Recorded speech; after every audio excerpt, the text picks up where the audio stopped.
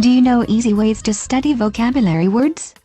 Reading the words and their definition a few times each night is certainly better than your prior tactic of trying to cram all of that information in 5 minutes before the test. So how do I study vocabulary words? Write down the word and its definition a few times. That strikes me as torture. Like when teachers punish you by making you write something 100 times. But it does create a memorable experience.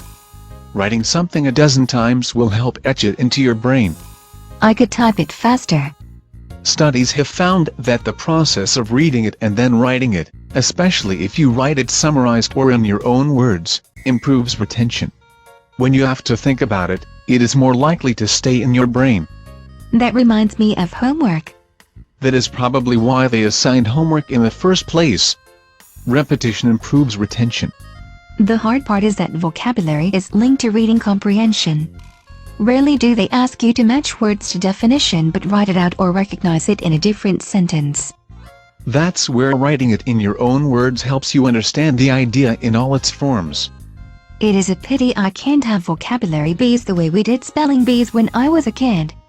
You could do flashcard games with a friend. What about on a computer? Unless you are studying vocabulary from a commonly assigned literary work, you'll have to create your own.